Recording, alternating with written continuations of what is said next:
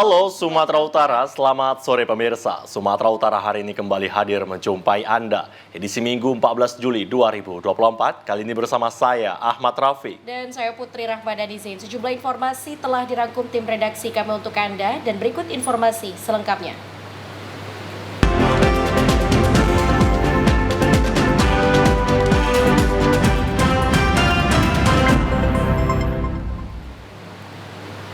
Kita awali informasi pertama pemirsa, tim Satuan Reserse Narkoba Polrestabes Medan membekuk 2 orang bandar dan pengedar narkoba di kawasan Marindal, Deli Serdang.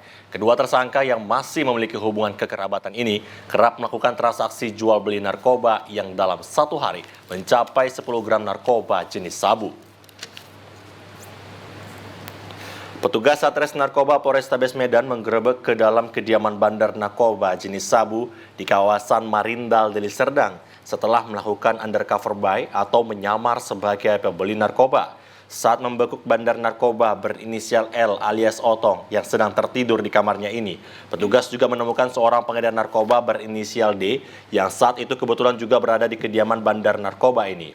Setelah dilakukan penggeledahan, petugas menemukan barang bukti berupa alat hisap sabu atau bong dan beberapa paket klip narkoba jenis sabu siap edar.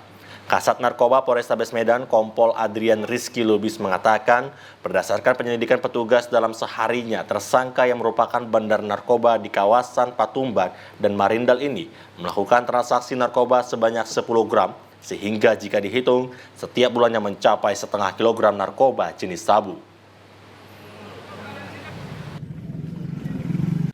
I alias O dan inisial D sebagai pengedar, D, I alias O adalah sebagai bandarnya, dan bandarnya ini merupakan bandar untuk wilayah Marindal, Kecamatan Patumban.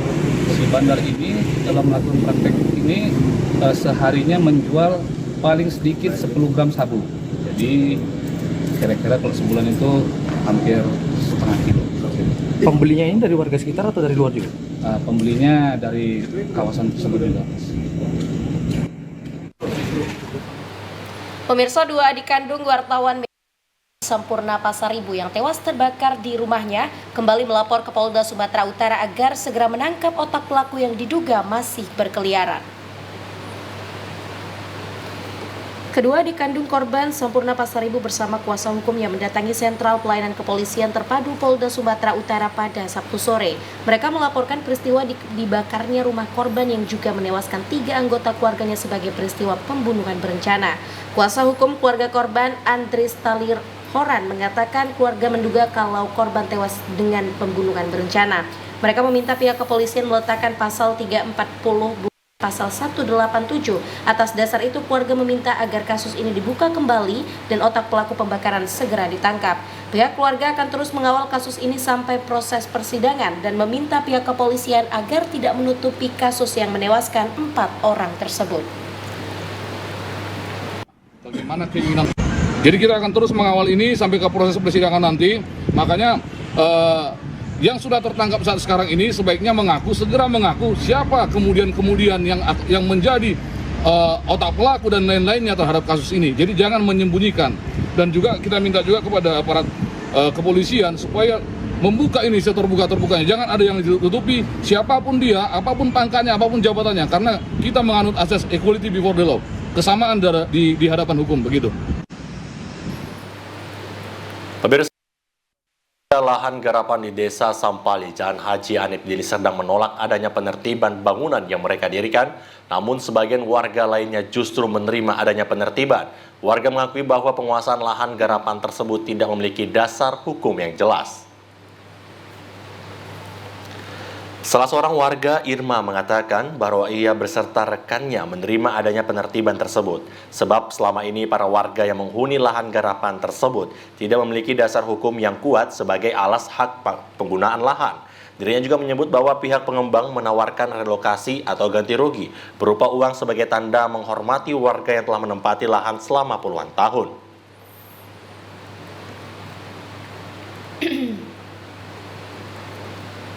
Kami mendirikan bangunan tidak ada izin bangunan. Jadi saat ini ada penertiban bangunan seluruhnya dibongkar, Bang. Ya, termasuk lahan kakak yang dibongkar. Lahan kami, ya. Masuk lahan kami. Tapi di sini kami tidak merasa dirugikan, Bang. Karena di sini kami mendapatkan ganti rugi. Kita terserah kita mau milih relokasi atau ganti uang. Orang kakak. Seperti diketahui sebelumnya, penertiban bangunan liar yang berdiri di atas lahan garapan Jalan Haji Hanif Desa Sampali, Percut Setuan berakhir ricuh. Beberapa petugas Satpol PP Deli Serdang sehingga kepolisian mengalami luka akibat serangan lemparan batu hingga 1 unit armada pemadam kebakaran Deli Serdang terbakar. Masyarakat Karo mengatasnamakan Persatuan Anggota Badan Pemusyawaratan Desa Seluruh Indonesia atau PABDSI Kabupaten Karo datang ke Polres Tanah Karo mempertanyakan perkembangan kasus yang mereka laporkan 1 tahun lalu. Kecewa laporan tak kunjung diselesaikan, masa aksi membentangkan spanduk dan orasi di depan Mapolres Tanah Karo menuntut kasus yang dilaporkan untuk segera dituntaskan. Aksi unjuk rasa terkait berlarutnya penanganan laporan dugaan pemalsuan tanda tangan yang terjadi di Desa Barung Kersap, Kecamatan Munte, Kabupaten Karo. Pemalsuan diduga dilakukan oleh oknum kepala desa atau perangkat desa yang tidak bertanggung jawab pada dokumen anggaran pendapatan dan belanja desa atau APBDS. Berkali-kali dipertanyakan sampai setahun tak kunjung dituntaskan perkaranya. Aksi massa kemudian diterima oleh Kasat Reskrim Polres Tanah Karo AKP Rasmaju Tarigan dan pihaknya akan melakukan koordinasi dengan pihak DPMD Karo terkait dengan dokumen asli terkait tanda tangan yang diduga dipalsukan. Ketua Aksi Karo Rianto Ginting berharap ada kepastian dan kejelasan perkara hukumnya karena untuk menjaga penggunaan anggaran yang tepat sesuai dengan juknis penggunaan maupun prosedur perencanaannya.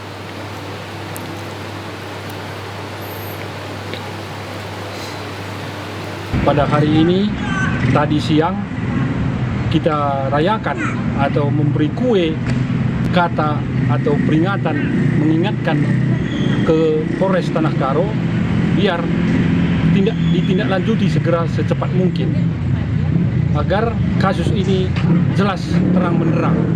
Kalau memang itu salah, ya katakan salah.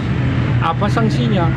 Kalau memang tidak ditemukan tindak pidana atau kesalahan, ya dibuat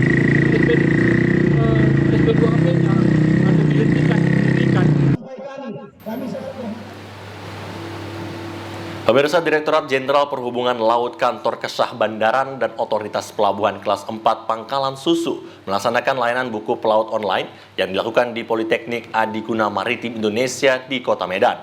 Pelayanan penertiban buku pelaut di kawasan kampus ini bertujuan untuk memudahkan para taruna-taruni Poltek Adiguna Maritim mendapatkan buku pelaut secara gratis. Bertepatan di kampus Politeknik Adiguna Maritim Indonesia, kegiatan ini dihadiri seluruh taruna-taruni dari berbagai tingkat pada Sabtu siang. Diketahui buku pelaut sendiri merupakan dokumen resmi negara yang dikeluarkan oleh pemerintah yang berisi identitas fisik pelaut yang tidak berdasarkan standar biometrik sidik jari. Namun buku pelaut sendiri bukan sebagai dokumen perjalanan serta tidak dapat menggantikan paspor. Kepala Kantor KSOP Kelas 4 Pangkalan Susu, Merdi Loi, mengatakan diselenggarakan kegiatan penertiban buku pelaut Goes to Campus agar memudahkan para taruna-taruni mendapatkan buku pelaut secara mudah dan tidak dipungut biaya. Dirinya pun berharap agar kegiatan ini rutin dilaksanakan dan bisa menyambangi kampus-kampus kemaritiman di Kota Medan. Tujuannya adalah untuk memberikan kemudahan kepada taruna untuk memperoleh buku pelaut, memastikan bahwa untuk mendapatkan buku pelaut sangat gampang, tidak sulit, dan biayanya hanya tertera sesuai dengan PNBP tanpa ada biaya apapun, sehingga tujuannya supaya taruna bisa menjadi pelaut-pelaut yang andal. Terpisah, Direktur Politeknik Adiguna Maritim Indonesia Medan, David Ginting, menyambut baik kegiatan peluncuran buku pelaut Goes to Campus yang diadakan Direktorat Jenderal Perhubungan Laut Kantor Kesah Bandaran dan Otoritas Pelabuhan Kelas 4 Pangkalan Susu. Dirinya pun menyebut bahwa ini merupakan kegiatan yang kedua kalinya, namun diharapkan agar setiap tahun rutin dilaksanakan agar memudahkan para taruna-taruni dalam mengurus dan mendapatkan buku pelaut. Ini sangat bagus karena dengan program layanan buku melalui online secara keliling dan Ghost to Campus ini akan sangat membantu taruna-taruni kita. Juga kami juga memudahkan pengerjaan kami dalam persiapan buku pelajaran buat anak-anak kami tentunya. Harapan kami ke depan nanti tetap berjalan ya, sehingga sama-sama memberikan kontribusi yang baik untuk pelayanan kepada masyarakat. Pemirsa, Kapolres Sergai AKBP John Heri Rakuta Sitepu memimpin upacara perdana serah terima jabatan pejabat utama Mapolres Sergai. Dalam pesannya, ia berterima kasih kepada pejabat lama dan untuk pejabat baru segera beradaptasi dengan lingkungan kerja. Kurang dari sepekan, Kapolres Sergai AKBP John Heri Rakuta Sitepu memimpin Mapolres Sergai pada apel perdananya dalam serah terima sejumlah pejabat PJU Mapolres Sergai. Pada kesempatan tersebut, Kapolres Sergai AKBP John Heri Rakuta Sitepu menyampaikan bahwa serah terima jabatan di lingkungan suatu organisasi merupakan hal biasa dan akan terus berlangsung untuk penyegaran juga promosi. Akan tetapi yang paling utama pergantian jabatan yakni untuk penguatan organisasi, peningkatan solidaritas kinerja bagi satuan yang akan dipimpin. Kepada pejabat yang baru, selamat bergabung di Polres Sergai. Kepercayaan yang diberikan ke pejabat baru memberikan peningkatan kualitas kerja di satuan yang dipimpin, baik itu solidaritas, kualitas kerja, dan juga disiplin. Demikian juga kepada ibu-ibu bayangkari yang mendampingi suami selama ini agar tetap memberikan dukungan penuh. Kapolres Sergai AKBP John Heri Rakuta Sitepu menambahkan, bagi seluruh personel Polres Sergai agar mendukung pejabat baru, sinergitas dalam pelaksanaan tugas yang dituangkan dalam hubungan tata cara kerja atau HTCK di lingkungan Polres Sergai dapat dipedomani dan juga dilaksanakan.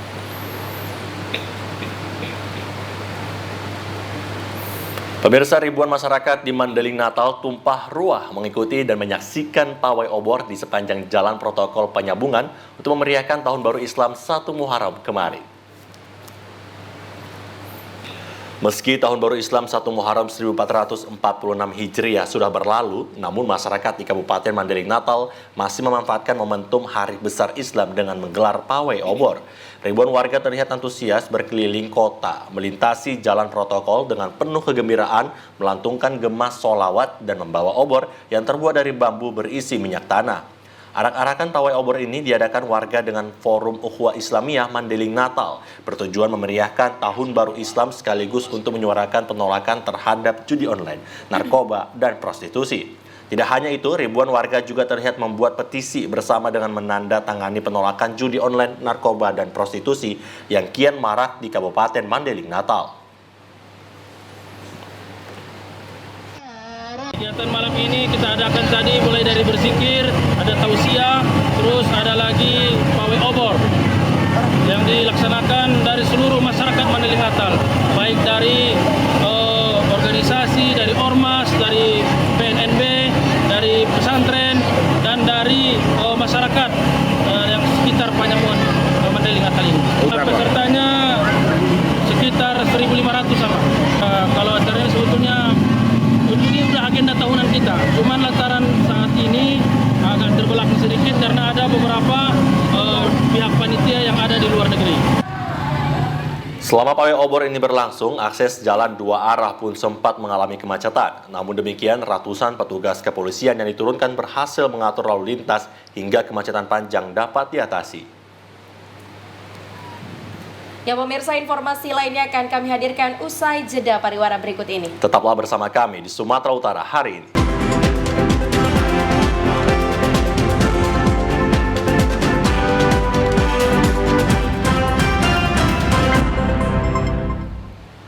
Pemirsa, bakal calon gubernur Sumatera Utara Bobi Nasution merespon pernyataan DPP Partai Kebangkitan Bangsa yang mengusulkan nama Nagita Slavina menjadi calon wakil gubernur Sumut mendampingi dirinya dalam pilkada mendatang. Hal tersebut disampaikan Bobi Nasution usai meninjau area olahraga di Taman Cadika, Kota Medan. Bobi menyebut Nagita Slavina merupakan publik figur yang akan mendampinginya maju menjadi gubernur Sumatera Utara. Merupakan usulan dari Wakil Ketua Umum PKB Jazilul Fawait usai memberikan surat rekomendasi dukungan PKB ke menantu presiden tersebut. Bobi Nasution menambahkan masih menunggu keputusan resmi DPP PKB untuk dilakukan pertemuan dengan Nagita Slavina. Syariah Bank. Ya kan yang mengusulkan PKB. Makanya untuk calon wakil itu kita serahkan dari partai. Ya, kalau PKB mengusulkan kemarin ya kita nunggu arahan dari PKB saja kalau mau mempertemukan, mau mendilkan ibaratnya ya kami nunggu dari PKB itu aja.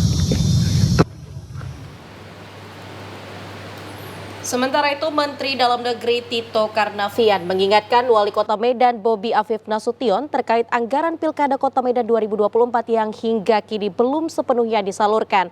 Merespon hal tersebut, Bobi Nasution menyebut pihaknya baru mendapatkan surat dan sudah menyalurkan semua anggaran ke KPUD dan Bawaslu Kota Medan.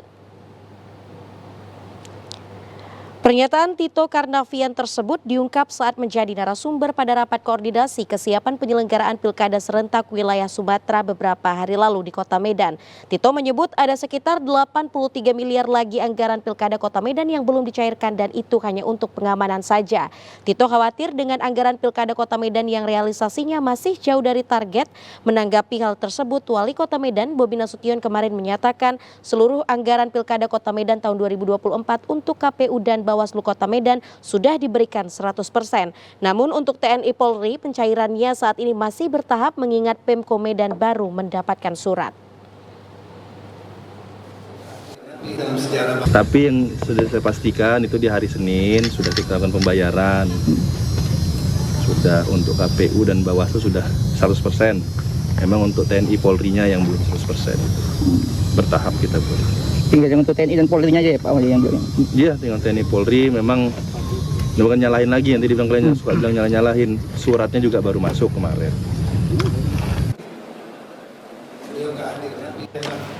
Pemirsa, mantan Wali Kota Medan Rahutman Harahap menerima surat tugas sebagai bakal calon Wali Kota Medan dari Partai Perindo dalam Pilkada Kota Medan mendatang. Rahutman sudah melakukan komunikasi ke partai politik lainnya dan sudah menyiapkan wakilnya.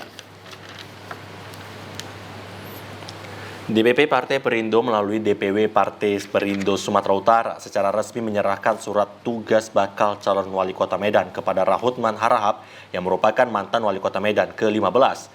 Surat tugas ditandatangani langsung oleh Ketua Des Pilkada Partai Perindo Angela Tanus Subijo yang langsung diserahkan oleh Sekretaris DPW Perindo Sumut Dona Siagian. Penyerahan juga dihadiri oleh Ketua Harian Perindo Sumut Khairman, Wakil Ketua DPW Perindo dan Wakil Ketua Bidang Kader Anggota dan Saksi Perindo Sumut Budianta Tarigan. Partai Perindo merupakan partai pertama yang memberikan surat tugas kepada dirinya. Rahutman berharap partai lain pun ikut menyusul memberikan rekomendasi kepada dirinya untuk maju di pemilihan Wali Kota Medan.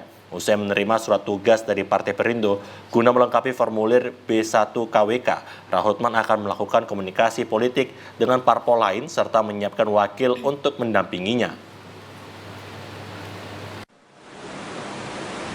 Ini semua kita harapkan dalam waktu singkat akan kita mendapat rekomendasi. Mudah-mudahan kita berlayar dengan bismillah. Karena kita percaya bahwa ini adalah berkat dukungan dari semua rekan-rekan, para tokoh-tokoh politik, tokoh-tokoh masyarakat, tokoh ulama, pemuda yang telah kita bangun selama ini. Kita ingin Medan lebih baik ke depan. Pemirsa, 3 pekan pelaksanaan pencocokan dan penelitian data pemilu, KPU Sibolga mencatat jumlah masyarakat Kota Sibolga yang data kepemilikannya pada Pilkada serentak tahun 2024 telah dicocokkan dan diteliti coklit oleh petugas Pantarlih mencapai angka 64% lebih. Hal itu disampaikan Koordinator Divisi Perencanaan Data dan Informasi KPU Kota Sibolga, Asmaruddin Nasution, usai monitoring langsung tugas pemutahiran data pemilih yang dilaksanakan petugas Pantarlih di Kota Sibolga. Jumlah warga Kota Sibolga yang datanya telah dicocokkan oleh petugas Pantarlih sebanyak 64,76% atau totalnya mencapai 45.710 orang pemilih dari 70.579 orang data pemilih pilihan Kota Sibolga. Saat ini petugas Pantarlih masih terus bekerja melakukan pemutahiran data masyarakat Kota Sibolga yang telah terdaftar dalam data penduduk potensial pemilih pemilihan gubernur, wakil gubernur dan wali kota Sibolga tahun 2024. Hingga saat ini Pantarlih Pantarli yang direkrut KPU Kota Sibolga sama sekali tidak menemukan kendala berarti yang dapat menghambat pelaksanaan kegiatan pemutahiran data pemilih. Untuk itu KPU Kota Sibolga menghimbau agar masyarakat yang terdaftar dalam daftar pemilih pemilihan agar proaktif mendukung kinerja dari Pantarli. 7 Juli tahun 2024 jumlah yang dicopot oleh Pantarli kita sebanyak 64,76%, artinya setara dengan 45.710 orang. Sampai saya masih tetap terus mencopot. Himbauan kami kepada masyarakat agar masyarakat apabila tidak terdaftar dalam DP4 supaya agar nanti dilaporkan kepada Pantarli kami dan menunjukkan KTP dan KK pemilih tersebut. Di KPU Kota Sibolga, batas akhir masa pencoklitan daftar pemilih pemilihan di Pilkada serentak pada tanggal 24 Juli 2024 mendatang.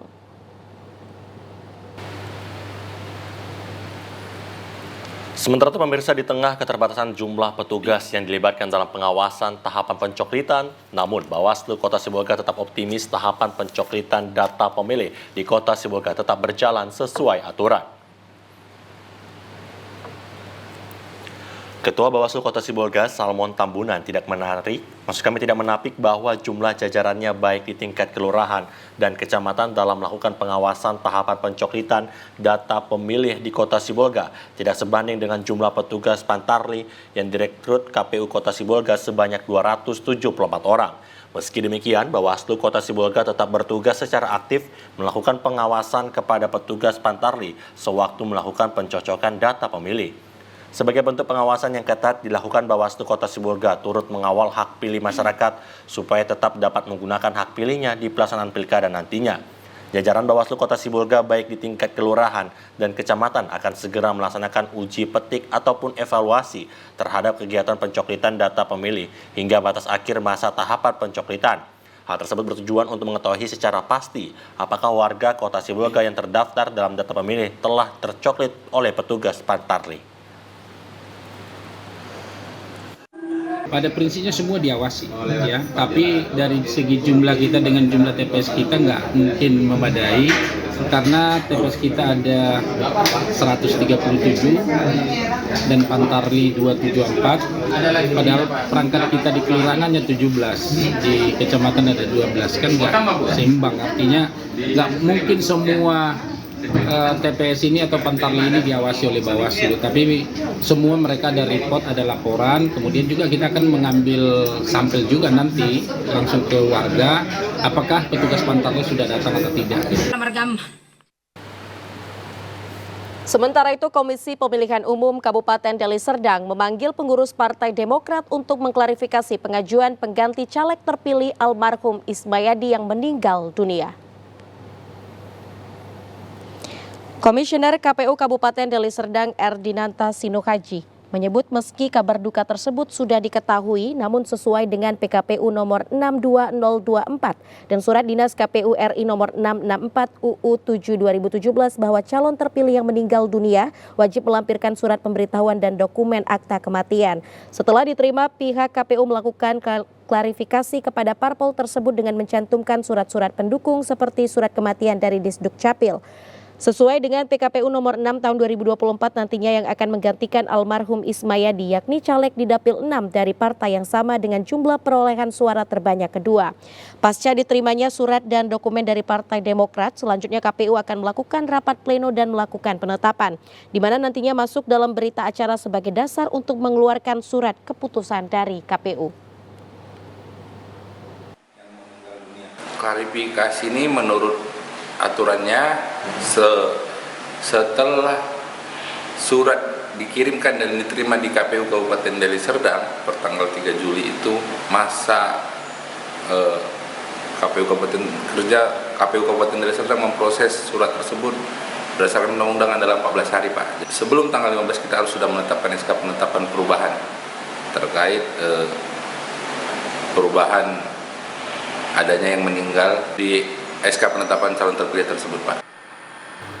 Sementara itu, Wakil Ketua Partai Demokrat Deli Serdang Sopian Sauri mengatakan, pasca meninggalnya caleg terpilih almarhum Ismayadi, pihak Partai Demokrat sudah mengajukan pengganti almarhum kepada pihak KPUD Deli Serdang. KPU pada hari ini mengklarifikasi suara terbanyak kedua yaitu Pak Gendro Buono. Nah, maka ini KPU pada hari ini mengundang kami DPC Partai Kabupaten Deli Serdang untuk mengklarifikasi surat yang sudah kami keluarkan terkait hal tersebut. Dia menyatakan bahwa Haji Ismayade itu telah meninggal dunia dengan dibuktikan akte kematian dari Dukcapil. Pihak KPU Deli Serdang berharap Partai Demokrat secepatnya melengkapi berkas pergantian tersebut karena pihak KPU akan segera melakukan rapat pleno untuk mengajukan pergantian caleg terpilih yang sudah ditetapkan sebelumnya. Pemirsa, informasi menarik dan aktual lainnya akan kami hadirkan untuk Anda saat lagi. Tetaplah bersama kami di Sumatera Utara hari ini.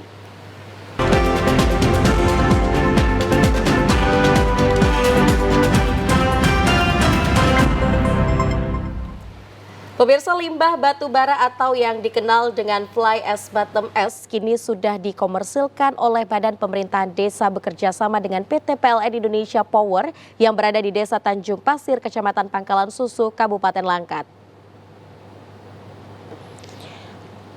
Pemanfaatan limbah kategori B3 ini karena sudah mampu menembus inovasi dengan pembuatan pupuk berbahan dasar limbah batu bara dicampur dengan berbagai bahan organik lainnya. Pembuatan pupuk berbahan dasar limbah batu bara ini dicampur dengan bahan organik seperti abu hasil bakaran pelepah sawit, garam nabati, kotoran hewan seperti kambing dan sapi yang diolah sedemikian rupa hingga menghasilkan pupuk untuk tanaman. Tidak tanggung-tanggung, hasil panen yang dirasakan masyarakat sekitar juga sangat memuaskan untuk tanaman seperti perkebunan dan pertanian. Masyarakat Desa Tanjung Pasir, Kecamatan Pangkalan Susu yang pada umumnya merupakan petani sangat merasakan manfaat dan keunggulan dari pupuk berbahan dasar limbah batu bara. Karena hasil panen padi dan sayur mayur menjadi meningkat dan sangat memuaskan. Selain pembuatan pupuk organik, limbah batu bara ini juga bisa dimanfaatkan sebagai bahan dasar pembuatan batako dan pavling block untuk pembangunan rumah dan jalan desa yang berada di ring 1 pembangkit listrik tenaga uap.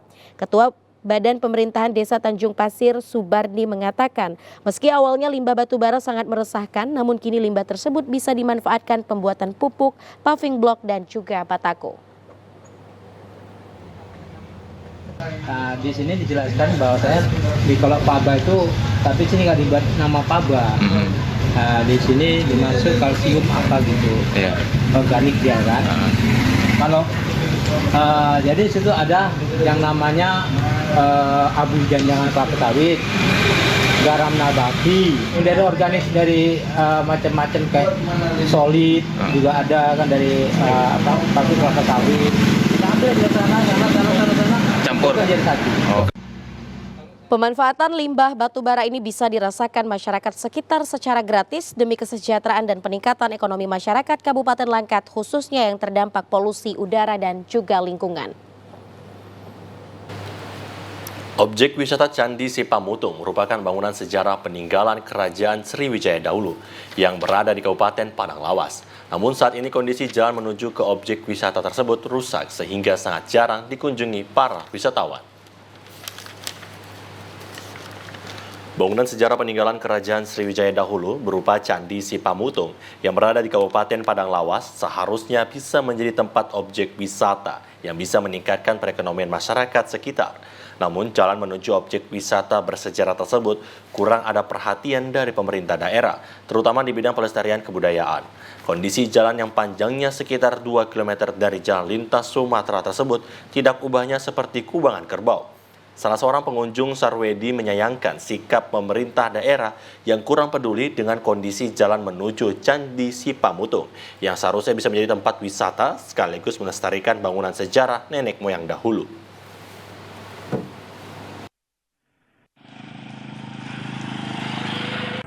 Lebih parah lagi karena udah diremas sedikit kan, ditimbunkan, udah lama.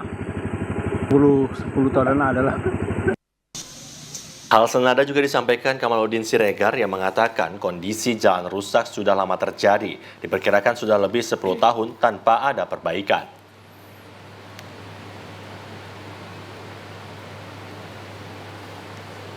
Candi Sipamutung ini atau masyarakat di Suparau ini mengenai jalannya sudah parah sekali, Bang. Minta tolonglah sama Bapak pemerintah supaya diperbaiki dulu jalan Desa Ciparau ini. Soalnya sudah parah sekali jalannya Desa Ciparau ini. Sudah lama juga Bang, mulai dari zaman dulu Bang, Desa Ciparau ini udah parah sekali. Kalau bisa diperbaiki deh Bang. Minta tolonglah sama Bapak pemerintah dulu supaya Desa Ciparau ini atau jalan Desa Ciparau ini diperbaiki. Harap agar pemerintah daerah peduli dengan cara membangun jalan menuju tempat wisata peninggalan bersejarah ini.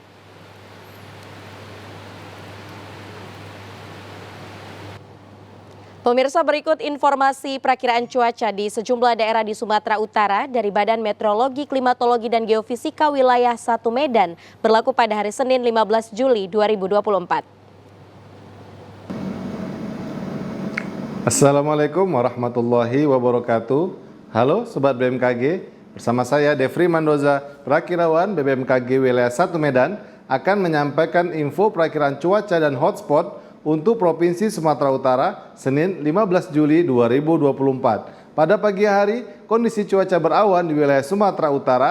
Pada siang dan sore hari, kondisi cuaca berawan dan berpotensi terjadi hujan ringan di wilayah Humbang Hasundutan, Toba, Sibolga, Tapanuli Tengah, Tapanuli Selatan, Mandeling Natal, Padang Sidimpuan, Labuhan Batu Utara, Labuhan Batu Selatan, Padang Lawas Utara, Nias Utara, Gunung Sitoli, dan Nias Selatan. Pada malam hari berpotensi terjadi hujan ringan hingga lebat di wilayah Asahan, Pakpak Barat, Humbang Hasundutan, Samosir, Toba, Sibolga, Tapanuli Utara, Tapanuli Tengah, Tapanuli Selatan, Mandeling Natal, Padang Sidimpuan, Padang Lawas Utara, Nias Utara, Gunung Sitoli, Nias Barat, dan Nias Selatan. Untuk dini hari, kondisi cuaca berawan di wilayah Sumatera Utara. Untuk suhu udara berkisar 16 hingga 34 derajat Celcius, kelembaban udara 60 hingga 98%, angin dari timur hingga barat dengan kecepatan 10 hingga 30 km per jam. Untuk titik panas atau hotspot di wilayah Sumatera Utara pada pantauan tanggal 13 Juli 2024 tidak ada. Demikian informasi yang dapat kami sampaikan, semoga bermanfaat bagi Sobat BMKG sekalian. Terima kasih, wassalamualaikum warahmatullahi wabarakatuh. Kecamatan Sibolangit terkenal dengan berbagai wisata alamnya yang menakjubkan. Selain air terjun dua warna, Sibolangit juga mempunyai sungai dua rasa yang unik di Dusun 1 Desa Negeri Gugung, Kecamatan Sibolangit, Kabupaten Deli Serdang.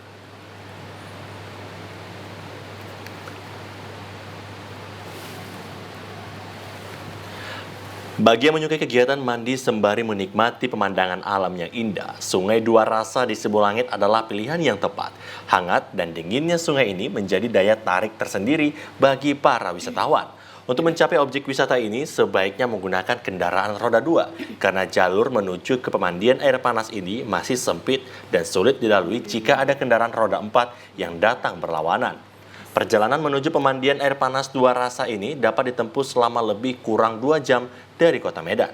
Menurut pengelola pemandian air panas Dua Rasa, Dewi Apriani, Boru Guru Singa, lokasi pemandian air panas ini sudah ada hampir 10 tahun lalu. Namun karena akses jalan yang buruk, para wisatawan enggan untuk berkunjung. Setelah pemerintah memperbaiki akses jalan tersebut, dalam 1 tahun ini mulai ramai dikunjungi masyarakat. Untuk akses jalan menuju lokasi pemandian air panas ini bisa melalui Kecamatan Sibiru-Biru dan Kecamatan Sibolangit. Bagi warga yang berkunjung ke pemandian air panas ini dikenakan biaya sebesar Rp10.000 untuk 1 orang dan anak-anak tidak dipungut biaya. Sementara untuk parkir mobil sebesar Rp10.000 dan sepeda motor Rp5.000. Pengelola juga menyediakan pondok-pondok dan juga kamar mandi untuk ganti pakaian serta menyiapkan arus listrik. Suasana sih dingin kan, apanya suasananya, tapi kalau airnya panas, itu yang membuat tertarik ke sini. Aja kan, contohnya kemarin kan hari Sabtu Minggu lumayan ramai lah di sini. Salah seorang pengunjung dari kota Binjai, Edo, mengatakan baru pertama kali datang ke pemandian air panas Dua Rasa ini dan ia merasa puas. Para pengunjung berharap pengelola hendaknya melengkapi fasilitas seperti musola untuk pengunjung yang akan melaksanakan sholat.